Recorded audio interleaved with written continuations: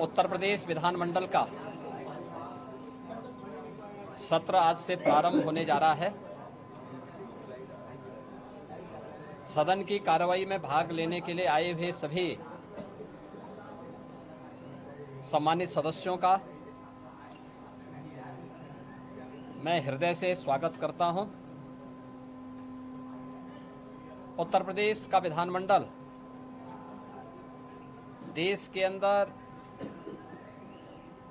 किसी भी विधानमंडल का सबसे बड़ा विधानमंडल है। स्वाभाविक रूप से यहाँ पर जनता से जुड़े हुए, विकास से जुड़े हुए जिन मुद्दों पर माननीय जनप्रतिनिधिगण चर्चा करते हैं, देश के अंदर वह एक नजीर के रूप में देखी जाती है। पिछले 8 साढ़े 8 वर्ष के अंदर उत्तर प्रदेश विधानमंडल ने अनेक उपलब्धियां हासिल की हैं। अनेक महत्वपूर्ण मुद्दों को चर्चा का विषय बनाया है। जनता से जुड़े हुए मुद्दों पर सार्थक चर्चा को आगे बढ़ाने का काम किया है। और इस बार का सत्र भी काफी महत्वपूर्ण सत्र है। इसमें जनता से जुड़े हुए मुद्दों को लेकर 25 करोड़ की आबादी की आकांक्षाओं को पूरा करने के उद्देश्य से विधायिका की भूमिका किस रूप में आगे बढ़ती है, इन सब पर बहुत महत्वपूर्ण एजेंडे के साथ हम लोग इस सत्र में, यहाँ पर मानसून सत्र में यहाँ पर उपस्थित हुए हैं। आज से सत्र प्रारंभ होगा, तो सत्र प्रारंभ होने के साथ ही क्वेश्चन आवर, जिसमें माननीय सदस्यों के द्वारा जनता से जुड़े हुए महत्वपूर्ण मुद्दों को प्रश्न पूछे जाएंगे। 0 आवर में अपनी बातों को रखा जाएगा और सरकार की तरफ से उन सब का एक सार्थक जवाब भी उपलब्ध करवाया जाएगा। इसके साथ ही अन्य महत्वपूर्ण मुद्दों पर मानसून सत्र है, तो स्वाभाविक रूप से बाढ़ से वे मुद्दे भी उठ सकते हैं। इसके अलावा अत्यधिक बारिश के कारण जल जमाव से जुड़े हुए मुद्दे भी उठेंगे। सरकार के स्तर पर क्या कार्रवाई हो रही है, स्वास्थ्य से, शिक्षा से जुड़े हुए मुद्दों पर सरकार ने पिछले 8 साढ़े 8 वर्ष के अंदर जो कुछ भी किया है, इन सब मुद्दों पर भी परिचर्चा होगी। यह सत्र इस बार का इसलिए भी महत्वपूर्ण होगा कि आदरणीय प्रधानमंत्री जी की प्रेरणा से देश की स्वाधीनता दिवस का अमृत काल का यह 3रा वर्ष है। और इस 3रे वर्ष में यद्यपि प्रधानमंत्री जी ने देश की स्वाधीनता दिवस के अवसर पर पूरे देशवासियों को विकसित भारत के साथ जुड़ने का आह्वान किया था। विकसित भारत, विकसित उत्तर प्रदेश, आत्मनिर्भर भारत, आत्मनिर्भर उत्तर प्रदेश। विकसित उत्तर प्रदेश और आत्मनिर्भर उत्तर प्रदेश के लिए सरकार का और उत्तर प्रदेश वासियों का विजन क्या है, पहली बार देश के किसी सदन में इस मुद्दे पर चर्चा होगी। और इसके लिए भी मैं सभी सम्मानित सदस्यों से कल दलीय नेताओं की बैठक में भी इस पे चर्चा हुई थी और दलीय नेताओं की बैठक में भी इस पर बहुत सारे मुद्दों को आगे बढ़ाने के बारे में एक सहमति बनी थी। 13 और 14 अगस्त को लगातार 24 घंटे तक उत्तर प्रदेश विधानमंडल में इस पे चर्चा होनी है।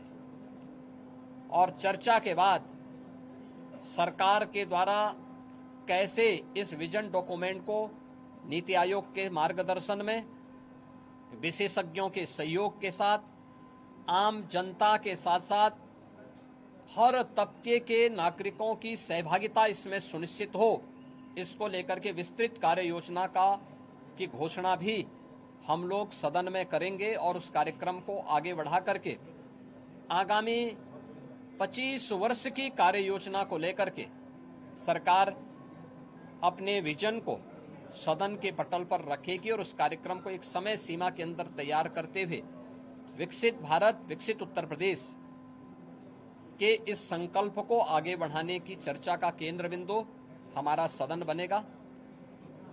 मेरी अपील होगी कि सरकार ने पिछले 8-8 वर्ष के अंदर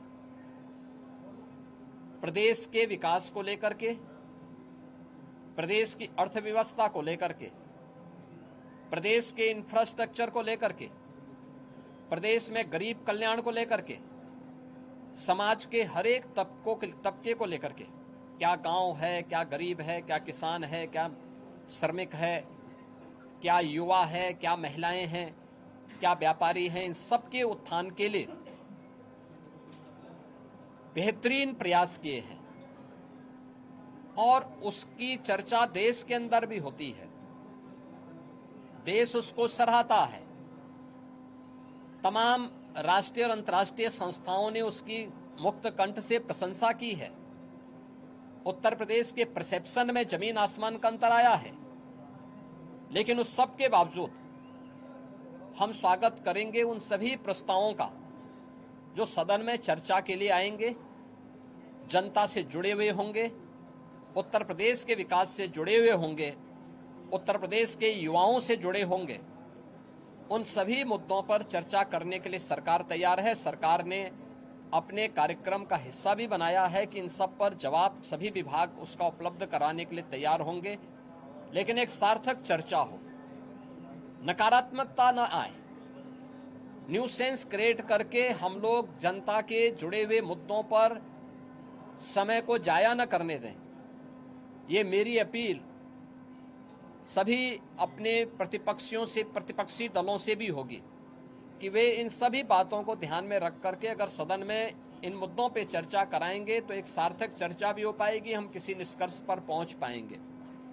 लेकिन अगर वह अनावश्यक व्यवधान पैदा करके न्यूसेंस क्रिएट करेंगे तो जनता की अदालत में स्वयं ही प्रदेश की जनता जनार्दन उन्हें कटघरे में खड़ा करने का कार्य करेगी और सदन में इन मुद्दों पे चर्चा हो, वे चर्चा भी करें, अपने प्रश्न भी पूछें।